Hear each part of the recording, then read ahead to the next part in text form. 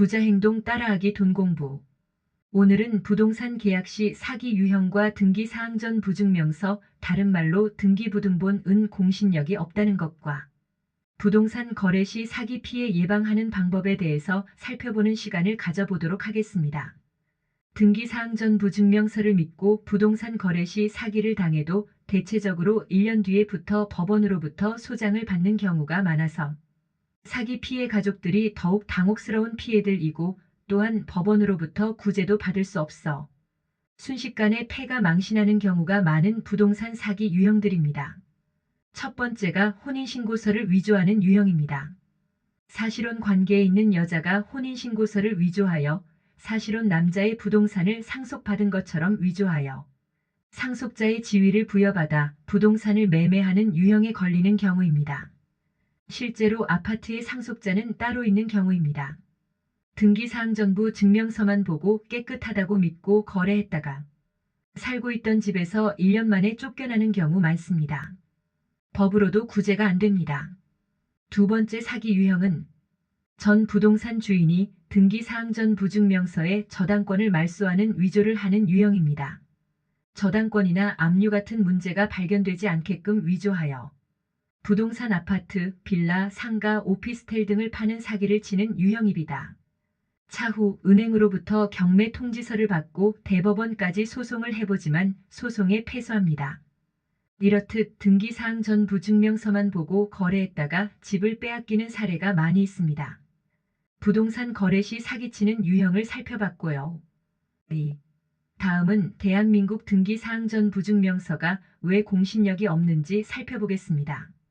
대한민국 등기사항 전 부증명서는 법적으로 공신력이 없습니다. 다른 말로 하면 등기부만 믿고 거래했다가 실체적 권리관계에 부합하지 않으면 법적 효력을 얻을 수 없다는 것입니다. 국가에서는 어떠한 배상도 해주지 않는다는 것입니다. 다만 등기 공무원의 과실이 있을 때에만 국가 배상을 인정해주고 있습니다. 대한민국 등기사항 전 부증명서가 법적으로 공신력이 없는 이유는 아래와 같습니다. 일제식민지와 6.25 한국전쟁 등을 겪으면서 부동산 관련 등기 관계나 기록이 모두 분실돼서 실제 권리관계와 장분의 소유자가 서로 다른 경우가 너무 많아서 민법 제정 당시 등기사항 전 부증명서의 공신력을 인정하기 어렵다는 결론을 낸 것이 지금까지 유지되고 있기 때문입니다. 이러한 이유로 부동산 사기 피해를 받더라도 법원에서 구제를 받을 수 없다는 것입니다. 대한민국 등기사항 전 부증명서가 왜 공신력이 없는지 살펴봤고요. 3. 마지막으로 부동산 거래 시 사기 피해를 예방하는 방법에 대해 살펴보도록 하겠습니다. 부동산 거래 시 사기 피해를 예방하는 방법 첫 번째는 권원보험을 활용하는 것입니다. 부동산 권리 행사에 문제가 생겨 부동산 소유자나 저당권자가 입게 되는 손실을 보상해주는 보험입니다.